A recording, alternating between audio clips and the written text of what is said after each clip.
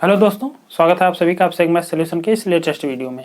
आज के इस वीडियो में आज का हमारा टॉपिक है धारा मापी का अमीटर में रूपांतरण। ये क्वेश्चन कई बार बोर्ड परीक्षा में पूछा जा चुका है कि आप बताइए कि किसी धारा मापी को अमीटर में कैसे चेंज करते हैं, या किसी धारा मापी को एक पूछा जाता कि वोल्ट मीटर में कैसे चेंज करते हैं। तो ये क्वेश्चन कई बार बोर्ड परीक्षा में रिपीट हुआ है, तो ये टॉपिक आपके परीक्षा के दृष्टिकोण से अत्यंत महत्वपूर्ण है। इसलिए आप इस वीडियो को आप पूरा जरूर देखें ताकि आपको ये टॉपिक अच्छे से समझ में आ सके कि हम लोग धारा मापी को अमीटर के रूप में कैसे प्रयोग करते हैं। धारा मापी और अमीटर दोनों का काम होता है धारा को ही मापना, लेकिन धारा मापी जो होती है उसकी एक बहुत बड़ी कमी होती है। धारा मापी के द्वारा हम केवल बहुत ही अल्प मात्रा में जो प्रवाहित धारा होती है उसी को माप सकते हैं। यानी धारा मापी से अगर हम बात करें तो मैक्सिमम 5 मिली एम्पियर की धारा को ही मापा जा सकता है। धारा मापी के बारे में मैंने इससे पहले वाले वीडियो में बताया है, जिसको हम लोग कहते हैं चल कुंडली गैल्वेनोमीटर। तो उसके द्वारा उसकी एक बहुत बड़ी कमी होती है, उसके द्वारा हम केवल मैक्सिमम अगर उससे धारा माप सकते हैं तो वो 5 मिली एम्पियर तक का ही मान माप सकते हैं। 1 एम्पियर, 2 एम्पियर, 3 एम्पियर इस प्रकार के मान को हम उस धारा मापी के द्वारा नहीं माप सकते। अगर ऐसा करेंगे तो उस स्थिति में धारा मापी खराब हो जाती है। तो एक समस्या थी कि अगर हमें बहुत ही प्रबल मात्रा में धारा के मान को मापना हो तो उस स्थिति में हम कैसे उसको मापेंगे। तो इसके लिए हम क्या करते हैं, धारा मापी का उसमें थोड़ा सा हम सुधार करते हैं और उसको चेंज कर लेते हैं अमीटर के रूप में, और उस अमीटर के द्वारा हम किसी भी प्रबल मात्रा में जो भी धारा होती है उसका मान आसानी से ज्ञात करते हैं। तो धारा मापी आई होप आपको समझ में आया होगा। धारा मापी क्या है, एक प्रकार का यंत्र होता है जिसके द्वारा हम लोग वैद्युत धारा को मापते हैं, और अमीटर भी वही है, इसके द्वारा भी हम लोग वैद्युत धारा को ही मापते हैं। तो धारा मापी का अमीटर में रूपांतरण करने का एक बहुत सिंपल सा तरीका होता है। इसमें हम क्या करते हैं, जो हमारा गैल्वेनोमीटर होता है, जो धारा मापी होता है, उसी के साथ उसके समांतर क्रम में एक हम बहुत ही कम प्रतिरोध वाला बहुत ही अल्प प्रतिरोध उसके साथ हम जोड़ देते हैं। जैसे कि अगर हम मान लीजिए कोई आपके पास एक गैल्वेनोमीटर है, गैल्वेनोमीटर को हम हमेशा श्रेणी क्रम में जोड़ते हैं। आपको ये याद होना चाहिए, अगर एग्जाम में 1 नंबर में पूछा जाए कि गैल्वेनोमीटर को हम परिपथ में किस प्रकार जोड़ते हैं, तो गैल्वेनोमीटर को हमेशा श्रेणी क्रम में ही जोड़ा जाता है। तो ये हो गया आपका गैल्वेनोमीटर। अब इस गैल्वेनोमीटर के साथ हम क्या करते हैं, एक बहुत ही कम मात्रा में एक ऐसा प्रतिरोध लगाते हैं जिसका मान बहुत कम हो, यानी अल्प प्रतिरोध आप जिसको कह सकते हैं। अल्प प्रतिरोध को हम क्या करते हैं, इसके साथ ऐड कर देते हैं। तो ये बन जाता है आपका एक अमीटर, और इस अल्प प्रतिरोध को हम लोग कहते हैं शंट। यानी धारा मापी के साथ समांतर क्रम में क्या करते हैं, हम एक अल्प प्रतिरोध जोड़ देते हैं, और उस अल्प प्रतिरोध को हम लोग कहते हैं शंट। अब इस अल्प प्रतिरोध का मान कितना है, इसको ज्ञात करने के लिए एक सिंपल सा सूत्र होता है। उस सूत्र का मान कैसे ज्ञात करेंगे, मान लीजिए इस परिपथ में स्मॉल आई धारा प्रवाहित हो रही है।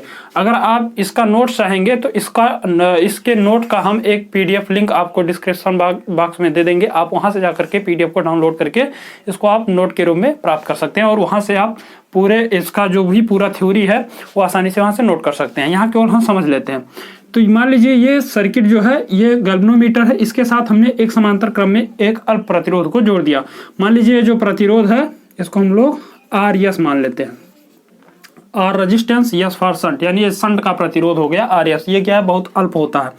अब अगर इसमें हम क्या करते हैं, आई एम्पियर की धारा इसमें प्रवाहित करते हैं, तो आपने पढ़ा होगा कि जब प्रतिरोध को हम क्या करते हैं, समांतर क्रम में जोड़ते हैं, तो उस स्थिति में अलग अलग प्रतिरोधों पर जो विभवांतर होता है उसका मान समान होता है। प्रतिरोधों का संयोजन आपने पढ़ा भी होगा, क्लास 10th में भी है, 12th में भी है।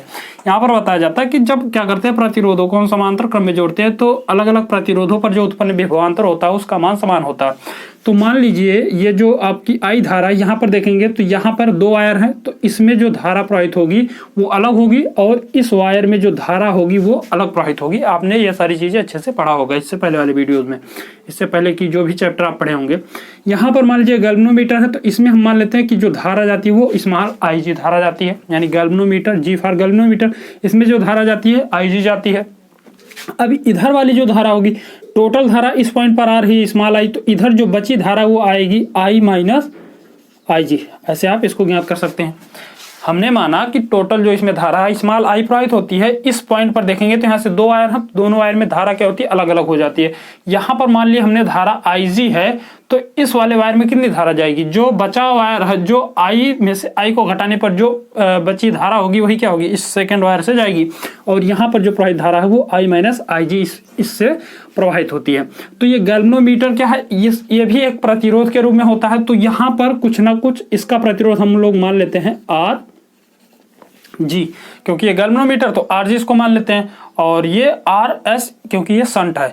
तो यहाँ पर आपको मालूम होना चाहिए कि प्रतिरोधों को अगर हम समांतर क्रम में जोड़ते हैं तो उसके सिरों पर जो उत्पन्न विभवांतर होता है वो समान होता है। तो यहाँ से आप इसको लिख सकते हैं कि जो इस पर जो उत्पन्न विभवांतर है, यानी इसको आप ऐसे लिख सकते हैं VG, G का मतलब गैल्वेनोमीटर, यानी गैल्वेनोमीटर पर उत्पन्न जो विभवांतर है ये बराबर होगा इस पर शंट पर उत्पन्न विभवांतर के, यानी इसको मान लीजिए VS, S फॉर शंट, यानी इस पर उत्पन्न विभवांतर के बराबर होगा। तो यहाँ से VG का मान, अब आपने ओम का नियम पढ़ा होगा, V इक्वल टू होता है I इंटू R, ये नियम आपने पढ़ा होगा ओम का नियम। तो यहाँ पर धारा देखिए तो IG प्रवाहित होती है और प्रतिरोध क्या है, RG है। ये धारा, ये R प्रतिरोध है। तो यहाँ पर धारा IG है, यहाँ पर धारा IG और प्रतिरोध RG।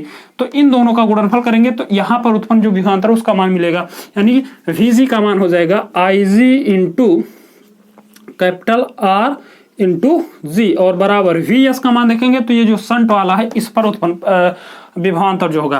तो यहाँ पर धारा कितनी आ रही है, I माइनस IG, तो I माइनस IG और इंटू यहाँ का प्रतिरोध क्या है, तो ये है प्रतिरोध RS। तो आई होप आपको यहाँ से समझ में आया होगा। इसी का आपको मान ज्ञात करना होता है अलग अलग एम्पियरज में धारा को मापने के लिए कि कितने हम ओम का प्रतिरोध यहाँ पर लगाएं, न्यूनतम प्रतिरोध जो कि शंट का होता है। तो यहाँ से अगर हम शंट का प्रतिरोध ज्ञात करें तो RS बराबर हो जाएगा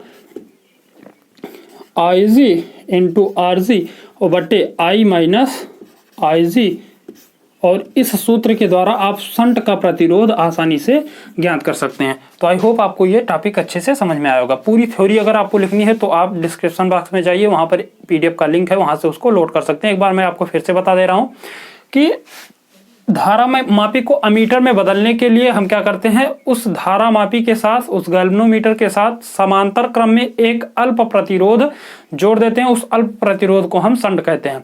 अब इसको समझने के लिए, जैसे इसमें स्मॉल आई धारा इसमें प्रवाहित होती है तो इसकी क्षमता क्या है, 5 मिली एम्पियर, यानी ये केवल मैक्सिमम माप सकता है तो 5 मिली एम्पियर को ही माप सकता है। अगर 5 मिली एम्पियर से ज्यादा इसमें धारा प्रवाहित होगी तो ये गैल्वेनोमीटर खराब हो जाएगा। तो उससे बचने के लिए हम क्या करते हैं, एक दूसरा सर्किट जोड़ देते हैं।